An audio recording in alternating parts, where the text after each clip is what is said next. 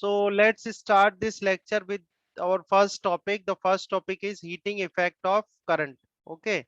The first topic we are going to study is heating effect of current. Heating effect of current में क्या है, जैसे मान लो आपने कोई कंडक्टर लिया, ये कोई कंडक्टर वायर ले लिया आपने. ठीक है, ये कंडक्टर वायर मैंने बनाया. ठीक है. अब इस कंडक्टर वायर के अक्रॉस, इस कंडक्टर वायर के अक्रॉस मैंने क्या करा, एक सेल लगा दिया. ये सेल लगा दिया हमने इस कंडक्टर वायर के अक्रॉस. ठीक है, ये सेल के टर्मिनल हो गए. ठीक है ना. ये सेल का टर्मिनल हो गया, ये प्लस टर्मिनल हो गया और ये माइनस टर्मिनल हो गया. तो जैसे अब जब आपने कोई सेल कनेक्ट नहीं करा है तब तो कोई प्रॉब्लम नहीं है, नो प्रॉब्लम. पर जैसे ही आप कोई सेल आपने कनेक्ट कर दिया, तो सेल कनेक्ट करने से क्या होगा, जो इसके एंड्स हैं, जैसे एक एंड ये ले लेता हूं मैं, ए ले लेता हूं, और दूसरा एंड ये ले लेता हूं, बी. तो इसके जो एंड्स हैं उसमें क्या होगा, पोटेंशियल डिफरेंस क्रिएट हो जाएगा. पोटेंशियल डिफरेंस कैसे, जो प्लस टर्मिनल से जुड़ा हुआ है वो सिरा तो पॉजिटिव पोटेंशियल वाला हो जाएगा, पॉजिटिव इलेक्ट्रिक पोटेंशियल वाला. ठीक है, और जहां माइनस कनेक्टेड है वो जो है वो माइनस पोटेंशियल वाला हो जाएगा.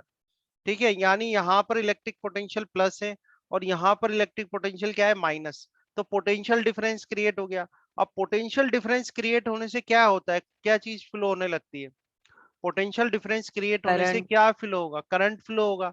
तो कन्वेंशनल डायरेक्शन ऑफ करंट जो हम लेते हैं, कन्वेंशनल डायरेक्शन ऑफ करंट होती है plus terminal to minus terminal. ठीक है, कन्वेंशनल डायरेक्शन ऑफ करंट जो होती है वो क्या होती है, plus terminal to minus terminal. समझ में आ रही है बात. ठीक है, बट एक्चुअली क्या होता है, एक्चुअल में क्या होता है, एक्चुअल में क्या होता है कि जो इलेक्ट्रॉन्स हैं, इस तरह से जो इलेक्ट्रॉन्स हैं, ये इलेक्ट्रॉन्स में बनाऊं, तो इलेक्ट्रॉन्स क्या होते हैं, ये माइनस टर्मिनल से प्लस टर्मिनल की तरफ फ्लो होते हैं. जो इलेक्ट्रॉन्स होते हैं वो कैसे फ्लो होते हैं, माइनस टर्मिनल से प्लस टर्मिनल की तरफ. ठीक है, तो जैसे ही पोटेंशियल डिफरेंस क्रिएट होता है, तो due to potential difference the current flows from higher potential to lower potential, means plus terminal to, ये जो होते हैं इनको टर्मिनल बोलते हैं सेल का. ठीक है, ये ध्यान रखना. तो plus terminal to minus terminal, because of potential difference current flows, and the electron goes from lower potential to higher potential. दिख रहा है आपको, इलेक्ट्रॉन जो फ्लो हो रहे हैं वो कैसे फ्लो हो रहे हैं, लोअर पोटेंशियल से हायर पोटेंशियल की तरफ फ्लो हो रहे हैं. ठीक है, तो ये जो फ्लो होते हैं इनको बोला जाता है ड्रिफ्ट. क्या बोलते हैं इसको, ड्रिफ्ट. ड्रिफ्ट होना, इलेक्ट्रॉन्स का ट्रेवल होना लोअर पोटेंशियल से हायर पोटेंशियल की तरफ. ये देखो, lower potential to the higher potential. बात समझ में आ रही है. ठीक है, अब ये क्योंकि बिकॉज यहाँ पर आपने पोटेंशियल डिफरेंस क्रिएट करा है, इस पोटेंशियल डिफरेंस के क्रिएट होने की वजह से ये जो इलेक्ट्रॉन्स है वो लोअर पोटेंशियल से हायर पोटेंशियल की तरफ जा रहे हैं. और जैसे ये जाएंगे तो ये आपस में भी कोलाइड होते रहेंगे. ठीक है, जो इलेक्ट्रॉन्स हैं वो आपस में भी कोलाइड होंगे.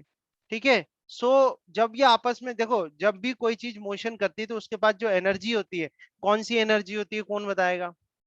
जब भी कोई पार्टिकल या कोई बॉडी मोशन करती है तो उसके पास काइनेटिक कौन सी एनर्जी। एनर्जी होती है, काइनेटिक एनर्जी होती है. तो काइनेटिक। ये जब, हाँ, ये इलेक्ट्रॉन्स भी जब मोशन कर रहे होंगे ना, तो इनके पास कौन सी एनर्जी होगी, इलेक्ट्रिकल एनर्जी. अब ये इस एनर्जी के साथ क्या करते हैं, किसी दूसरे इलेक्ट्रॉन के साथ कोलाइड करते हैं. तो इलेक्ट्रॉन्स क्या आपस में कोलाइड करते हैं. अब ये कॉलिजन की वजह से जो फ्लो ऑफ करंट है वो रजिस्ट होता है.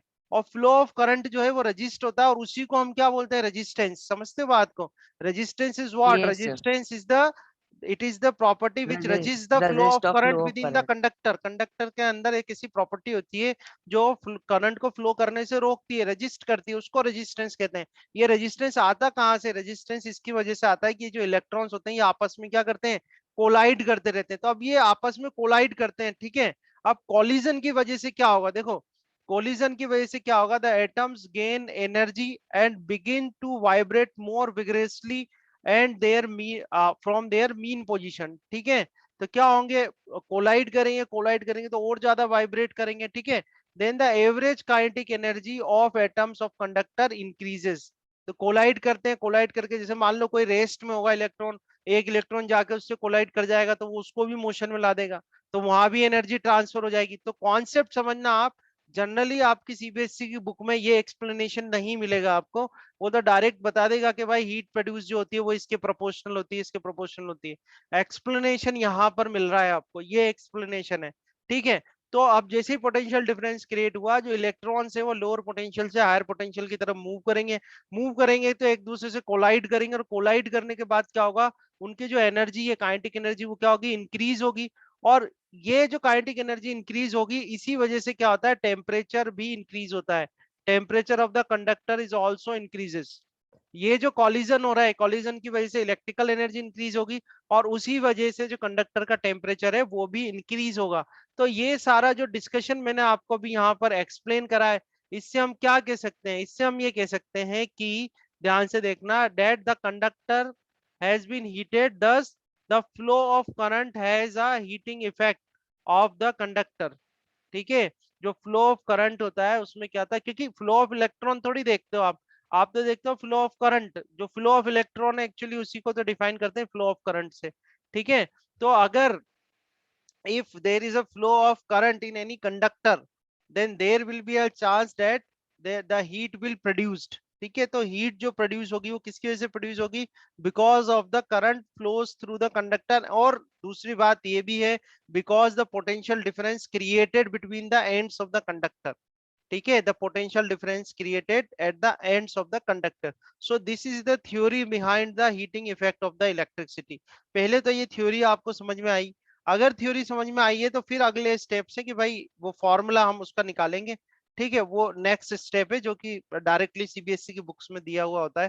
ठीक है, तो वो हम अब आगे डिस्कस कर लेंगे, पर उससे पहले ये बताओ कि आपको थ्योरी समझ में आई है heating effect of yes sir, आ इलेक्ट्रिसिटी गई। की? ठीक है, क्लियर है, समझ में आया? वैसे मैंने तो प्रॉपर सिल्वर में सबसे कम रेजिस्टेंस होता है ना? किसमें? हाँ सिल्वर में। सिल्वर, हाँ सिल्वर एक्चुअली आप ये कह सकते हैं सुपर कंडक्टर है, बेस्ट कंडक्टर है। बेस्ट तो खैर कॉपर भी हो जाएगा, एल्यूमिनियम भी हो जाएगा, सुपर कंडक्टर कह सकते हो आप सिल्वर को। ठीक है, तो उसमें सर तो मेटल्स रेजिस्टेंस, में ऐसा क्या होता है रेजिस्टेंस, कि उसमें कम रेजिस्टेंस है और ज्यादा रेजिस्टेंस एक मिनट है। ओके, सो है? Now we have a clear idea about how the heating effect of electricity occurs in a conductor. Okay, now let's see these 3 points. Let's see this first point. First point क्या बोलता है हमें, resistance of a conductor, यानी जो ये heat produced हुई है, जो अभी हमने जो बात करी है कि भाई हीट प्रोड्यूस होती है, तो ये हीट जो प्रोड्यूस हो रही है किस किस पे डिपेंड करती है, ये देखना है अपन को। तो कहाँ कहाँ डिपेंड करती है, देखो फर्स्ट पॉइंट देखें अपन, तो first resistance of the conductor किस पे डिपेंड करती है, रेजिस्टेंस ऑफ द कंडक्टर पे। अच्छा मुझे बताओ कि भाई अगर रेजिस्टेंस ज्यादा होगा, ज्यादा रेजिस्टेंस कैसे होगा, ये इलेक्ट्रॉन ज्यादा से ज्यादा टकराए एक दूसरे के। एक बात समझो, अगर ये इलेक्ट्रॉन ज्यादा से ज्यादा टकराएंगे एक दूसरे से तो उतना ही, क्योंकि देखो एक्चुअली करंट है क्या, करंट तो फ्लो ऑफ इलेक्ट्रॉन्स ही तो है।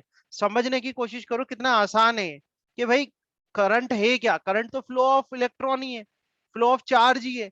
अगर चार्ज का फ्लो नहीं होगा तो करंट क्या होगा, इंक्रीज होगा कि डिक्रीज होगा, बोलो जरा मुझे। अगर चार्ज फ्लो नहीं डिक्रीज होंगे तो होगा। ऑब्वियसली डिक्रीज होगा, और करंट का डिक्रीज होना वही तो रेजिस्टेंस है। ठीक है, वही तो क्या है, रेजिस्टेंस है। ठीक है, रेजिस्टेंस। तो यहाँ पर यही बताया गया है कि more the resistance of a conductor, more is the number of collision between the free electrons, just मैंने अभी आपको बताया। Hence, if a conductor offers more resistance to the flow of current, the heat produced in it will be more। यानी जितना ज्यादा resist करेगा वो, जितना ज्यादा रेजिस्टेंस होगा, ज्यादा रेजिस्टेंस मतलब होता है ज्यादा कोलिजन ऑफ इलेक्ट्रॉन्स, ज्यादा कोलिजन ऑफ एटम्स। तो ज्यादा रेजिस्टेंस मतलब ज्यादा कोलिजन ऑफ इलेक्ट्रॉन, ज्यादा इलेक्ट्रॉन टकराएंगे तो ज्यादा काइनेटिक एनर्जी होगी, और ज्यादा काइनेटिक एनर्जी से ज्यादा टेम्परेचर जो है वो इंक्रीज होगा, टेम्परेचर बढ़ेगा। तो हम इस डिस्कशन से ये कह सकते हैं कि जो हीट प्रोड्यूस हो रही है, वो हीट जो प्रोड्यूस हो रही है वो डायरेक्टली प्रोपोर्शनल होती है किसके, रेजिस्टेंस के। ठीक रेजिस्टेंस है, के। सिंपल सी बात है, आगे बात करें। अब इसी का जस्ट आगे देखें कि अगर करंट इंक्रीज हो जाएगा, अब भाई रेजिस्टेंस इंक्रीज हो रहा है, रेजिस्टेंस और करंट का रिलेशन क्या है, दोनों का उल्टा ही तो रिलेशन है। अगर रेजिस्टेंस इंक्रीज होगा तो हीट इंक्रीज हो रही है, और अगर करंट इंक्रीज कर दें अपन, देखो आप, current flowing through the conductor, इसके इससे कैसे अफेक्ट होगा, current flowing through the conductor, तो क्या होगा, heat produced increases with the increase in the strength of the current flowing through the conductor। यानी जैसे जैसे आप करंट अगर इंक्रीज करेंगे तो करंट इंक्रीज होने से क्या होगा, हीट भी ज्यादा प्रोड्यूस होगी। Q is proportional to I square, ये और स्पेशली ध्यान रखना, बाकी सब तो सिंगल पावर में है, ये आई की पावर 2 लगी हुई है, Q is proportional to I square. तो ज्यादा हीट प्रोड्यूस होगी अगर ज्यादा करंट जाता है। ठीक है, नेक्स्ट पॉइंट देखो आप, third point, time of flow of current, time पर भी डिपेंड करेगा ये। As the time of flow of current increases, the heat produce also increases. अगर टाइम जो है ज्यादा टाइम तक, जितने ज्यादा टाइम तक हीट करंट फ्लो होगा उतना ही टाइम तक आपका क्या होगा, हीट उससे और ज्यादा प्रोड्यूस होगी। तो ये थर्ड इक्वेशन आपको ध्यान रखनी। ठीक है, आगे क्या दिया है, दस a conductor having larger resistance will generate more heat. ठीक है, when a stronger current passes through it for a longer time. ठीक है, ज्यादा समय तक अगर करंट पास होगा, स्ट्रॉन्गर करंट, तो देखो करंट भी आपने स्ट्रॉन्ग कर दिया, करंट भी स्ट्रॉन्ग कर दिया, टाइम भी बढ़ा दिया, तो देखो टाइम बढ़ा दिया, करंट भी बढ़ा दिया, तो ऑब्वियसली जो हीट, और देखो लार्जर रेजिस्टेंस, रेजिस्टेंस भी बढ़ा दिया, माने उन्होंने कहा कि रेजिस्टेंस भी बढ़ा दिया, करंट भी बढ़ा दिया और टेम्परेचर भी बढ़ा दिया, तीनों चीजें बढ़ा दी, तो हीट जो होगी वो क्या होगी, वो ऑब्वियसली इंक्रीज ही होनी है, क्योंकि डायरेक्टली प्रोपोर्शनल है ये। ठीक है, आगे इन तीनों इक्वेशंस को कंबाइन कर दे तो आपके पास आ जाएगा Q is proportional to I square R T, जो कि अपना मोस्ट इंपॉर्टेंट फॉर्मूला है। ठीक है, आपके पास क्या आ जाएगा, Q is proportional to I square R T. Book में आपके H भी मिल सकता है आपको, तो कोई दिक्कत नहीं है, H is proportional to I square R T भी हो सकता है, तो ऐसी कोई दिक्कत नहीं है, आप ये भी लिख सकते हो। तो Q is proportional to I square R T अपने पास आ गया फॉर्मूला। आगे देखते हैं इसको। ठीक है, तो ये आपका रिलेशन आ गया, जो जूल का, जूल हीटिंग इफेक्ट जो है उसका जो रिलेशन है वो है, या H is proportional to I square R T. ठीक है, समझ में आया, क्लियर है, जूल्स हीटिंग इफेक्ट। ये थ्योरी ये डिस्कशन सर। कर लिया अपन ने, सर और इसमें आई स्क्वायर का क्या प्रूफ है? मतलब स्क्वायर कहाँ से है? नहीं, ये डायरेक्ट है, उसका हीटिंग इफेक्ट है जो उन्होंने दिया है रिलेशन, वो है ये, जिसको अपन कहते हैं ना। तो next topic is electric energy और वर्क। तो होता क्या है देखो, the energy spent in moving an electric charge through a conductor is called electric energy. ठीक है, the energy spent in moving an electric charge through a conductor is called electric energy. अच्छा, जो charge जो होता है, जो charge होता है वो किसकी वजह से मूव होगा कंडक्टर के अंदर, एक प्लेस से दूसरी प्लेस पे, कब मूव होगा? इलेक्ट्रॉन्स। नहीं, वो हाँ, वो इलेक्ट्रॉन्स ही तो चार्ज हैं, पर वो मूव कब होते हैं? क्या करते हो आप उस कंडक्टर में जो वो चलना चालू कर देते हैं, क्या सर करते हो? Current electricity. पास करते हैं ना। अरे अभी जस्ट बताया इलेक्ट्रिसिटी। है मैंने। आपने क्या सर वो करा था जो कोलाइड इलेक्ट्रॉन करते हैं चलने ना। लगे थे? अरे भाई सर आपने क्या करा था जो इलेक्ट्रॉन चलने लगे थे? दोनों एंड पे पोटेंशियल डिफरेंस। दोनों एंड्स पे नहीं भाई, ऐसे कहो कि पोटेंशियल डिफरेंस क्रिएट करा, हाँ आप दोनों एंड्स भी कह सकते हो।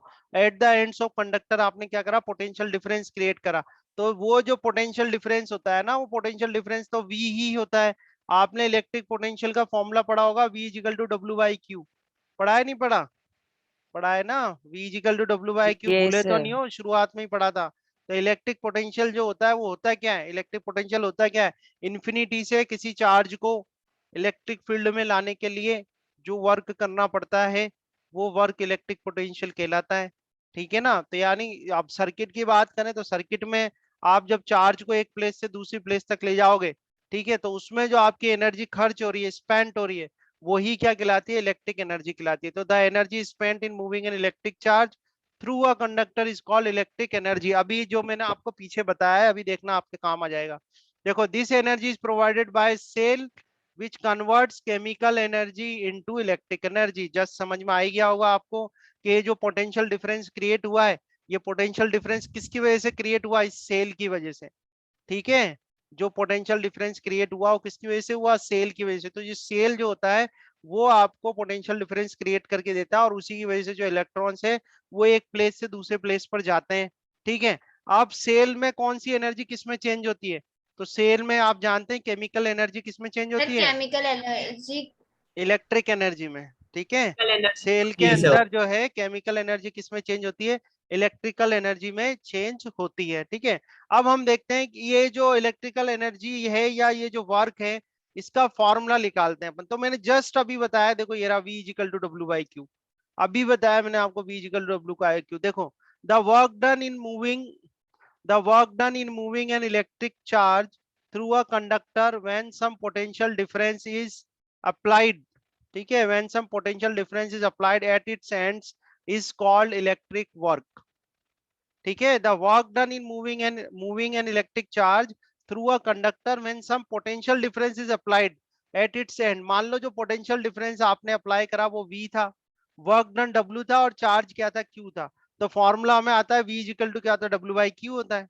जानते ही हो आप। हमें चाहिए वर्क डन, तो work done W is equal to क्या आ जाएगा, वी क्यू आ जाएगा, ये भी आता है। अब आप जानते हैं Q इजिकल टू क्या आता है, आई टी होता है।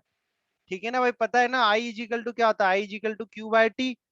ठीक है, I equal to Q by T होता है, तो यहाँ से Q इजिकल टू क्या आ जाएगा, आई टी आ जाएगा, इसकी वैल्यू रख दो, तो आपके पास आ गया W is equal to V I T. ये फर्स्ट इक्वेशन बन गई हमारी। W इजिकल टू क्या आ गया, वी आई टी आ गया। अब अकॉर्डिंग टू ओम्स लॉ क्या होता है, according to Ohm's law V is equal to I R होता है। तो V is equal to I R होता है, तो आप ये रख दो यहाँ पर। ठीक है, तो आपके पास क्या आ गया, W is equal to I square R T. अब ये ध्यान से देखना भाई, एक बड़ी इंपॉर्टेंट सी इक्वेशन आ गई। तो ये क्या आ गया, W is equal to I square R T आ गया। और ये जो W is equal to I square R T है, ये मुझे बताए तो आपने पढ़ा हुआ है, ये रहा देखो इधर, यही तो रहा yes I sir. Square R T, ये रहा आपने यहाँ स्टडी किया हुआ है। तो यानी कि मैं ये कह सकता हूँ कि जो ये वर्क डन हो रहा है, ये जो वर्क डन हो रहा है, जिसमें जो वर्क डन हो रहा है जिसमें कि एक चार्ज को मूव करा रहे हैं under the potential difference V। ठीक है, वही क्या है, वही जो है वो हीट जनरेटेड है, वही क्या है, हीटिंग इफेक्ट ऑफ इलेक्ट्रिसिटी है कि नहीं। यानी कि आपके डेरिवेशन अगर आती है कि भाई ये जो हीटिंग इफेक्ट है H is equal to I square R T, इसको डेरिवेशन करके बताओ, तो यहां से आपका आंसर आ जाएगा। ठीक है, इसको आप क्या लिख देंगे, this work done is shows the heating effect of a electricity. ठीक है ना, और ये आ जाएगा आई स्क्वायर आर टी। तो वर्क डन का फॉर्मूला आ गया आपके पास आई स्क्वायर आर टी। अब इसमें देखो I equal to V by R substitute कर दे अपन, तो एक फॉर्मूला फॉर्मूला है वो तो बना रखे हैं अलग अलग, ऐसा कुछ नहीं है।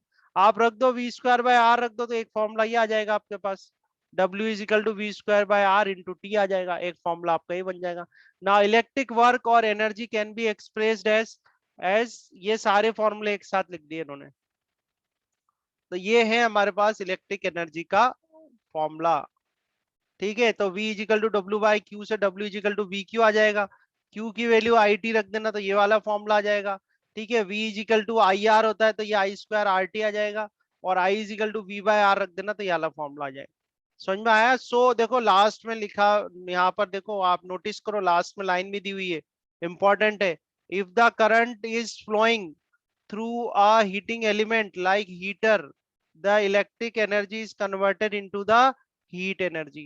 ठीक है, तो यहां से आप ये जो W लिखा हुआ है, इसी को आप ये भी कर सकते हो कि H इजिकल टू क्या आ जाएगा आपके पास, H is equal to V Q आ जाएगा, या ये वी आई टी आ जाएगा, या आप इसको आई स्क्वायर आर टी भी कर सकते हो, या इसको आप कर सकते हो वी स्क्वायर बाय आर और इंटू टी। ठीक है, पर इंपॉर्टेंट बात क्या है इसमें, जो अंडरलाइन करने वाली बात है वो क्या है, अंडरलाइन करने की बात है, कह रहे हीटिंग एलिमेंट, जब हीटिंग एलिमेंट से करंट आप पास करोगे तभी ये बात सही है कि भाई जो है electric energy is converted into a heat energy. तो आप बता सकते हैं कि जो हीटर में जो वायर होता है किसका बना होता है, कॉपर। कॉपर का अरे होता है ना वो तो। भाई कॉपर का वायर होता है क्या, गजब कर रहे हो आप तो। और ये वायरिंग जो घरों में डली हुई है उसमें क्या लगा हुआ है, चलो रबर।